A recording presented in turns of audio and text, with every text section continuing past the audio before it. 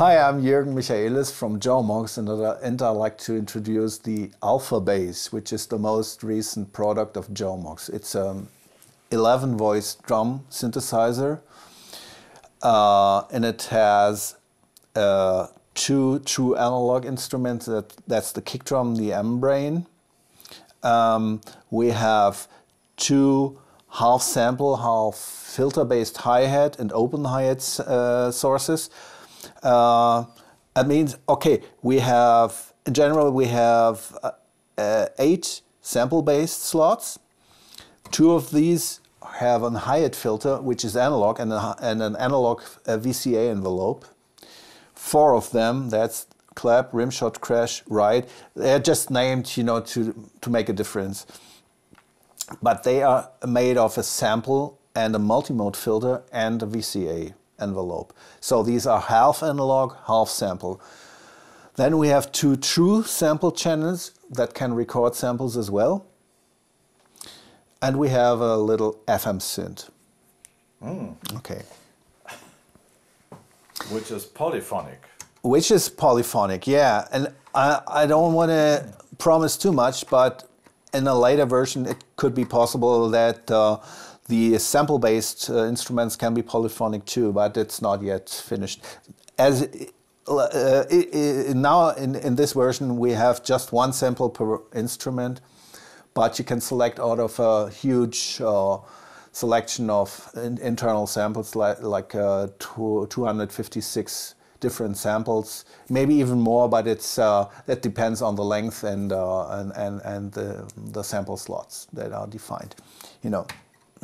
But for drum purposes, more than ever enough, you know.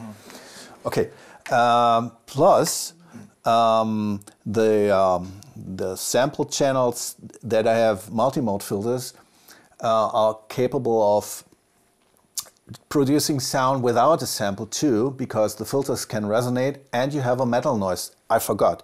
Each of these 6 sample-based analog channels, sample plus analog VCA plus filter, they have also a metal noise input, you know.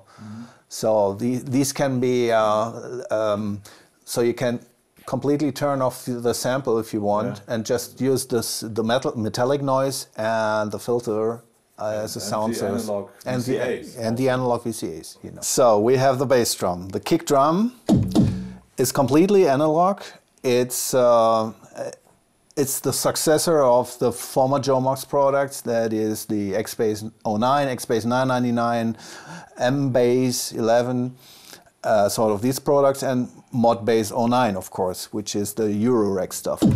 And the whole circuitry is CV controlled inside. It's completely analog, like I said. Okay, let's start. I have a tune parameter, which is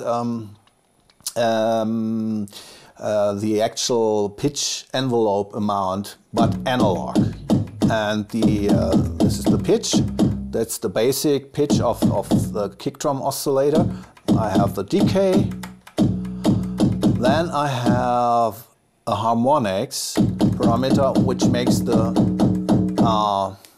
wave shape of the waveform more parabolic, or more like a belly.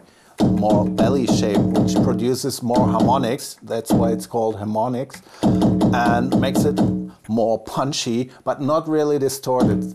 It does not distort the whole circuitry, the whole sound, but only the inside part, only the part of the waveform. Okay, then I have the known attack. Attack consists of pulse and noise. Pulse is the pure pulse part, which sounds like this, you know. The pulse can be modulated by a gate parameter, which is just the length of the gate of the pulse, you know. And plus you have the noise. The noise can be, like on the Modbass 09, can be metal noise, metallic noise, which sounds like that. So it's a nice thing to get any desired kick drum attack sound you want to have.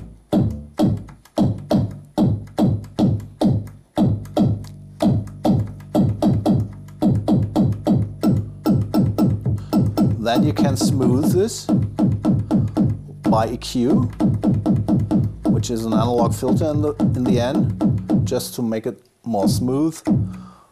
And let's start with clearing a pattern, and then you have just, you know, this kick drum.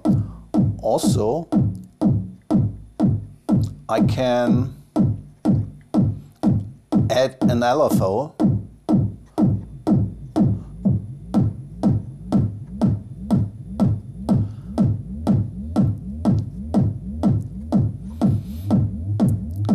The LFO waveform starts in with every trigger.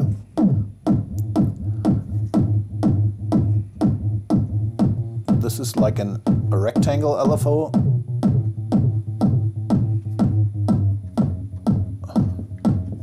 So we have the LFO, which has, in the final version, we'll have 64 waveforms. Now we have just a triangle, you know, and the LFO sets in with every trigger.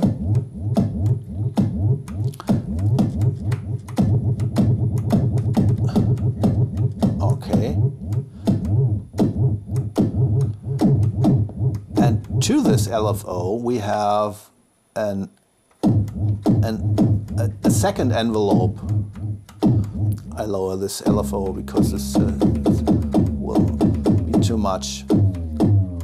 This is another envelope we can add to the pitch LFO, to the pitch of the kick drum. So you see, a million, trillions of possibilities, you know, just for the kick drum.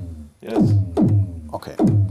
We have those two drum skins, and I can adjust the pitch of each drum skin, and a parameter that's called dampen. That is the resonance of the filter, but it's always close to resonance, close to a tone-producing filter. And then I have this parameter called couple. No, like in real life, you have two couples, you know. This is without any coupling now. Okay, this is without coupling. You have these two drum skins. And then I add a little coupling, which interacts with the, and I can do it both ways, from drum skin 1 to drum skin 2, and from drum skin 2 to drum skin 1. And that makes it a cross modulation, a cross interaction. And if you go in the positive way, you can even create things like this. There you are. Okay. And if I turn it to the negative, it yes, that's a typical Jomox sound, you know. And if you go to the negative way, you have it more like a true drum. And depending on the amount of dampen, it decays or produces a real tone. Then you have another envelope that adds noise to the circuitries to get a snare-like sound, you know, or a cobalt-like sound, you know. A lot of modulations to the F oscillator, I call them F oscillators, like filter oscillators, is possible. And a lot of metal noise and metal noise shaping, gate as well. Gate is the trigger that excites the whole circuitry, and the length of the trigger, that means the time of the gate, is also determining the energy that's put into the circuitry, and therefore the loudness and the volume, you know.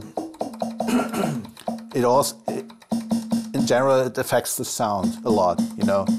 And I have another filter in the noise circuitry that can create another shape to the noise, you know. So if I put these together, I'm sorry, make a very simple.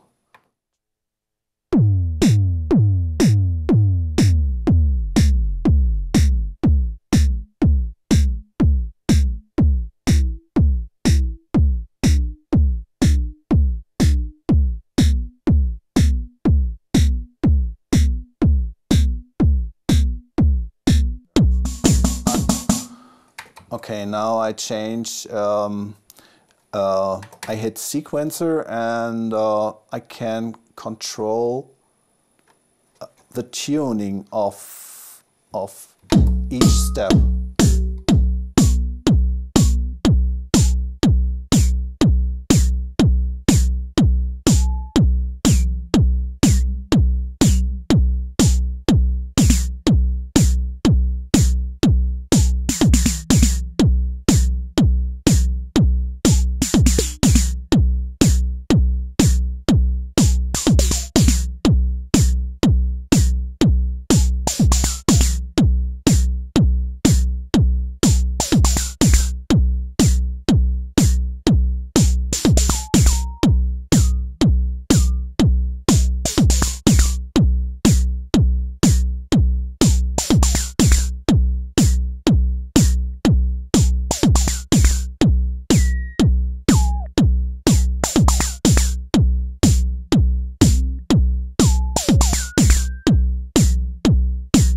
I can go on with the hi-hat.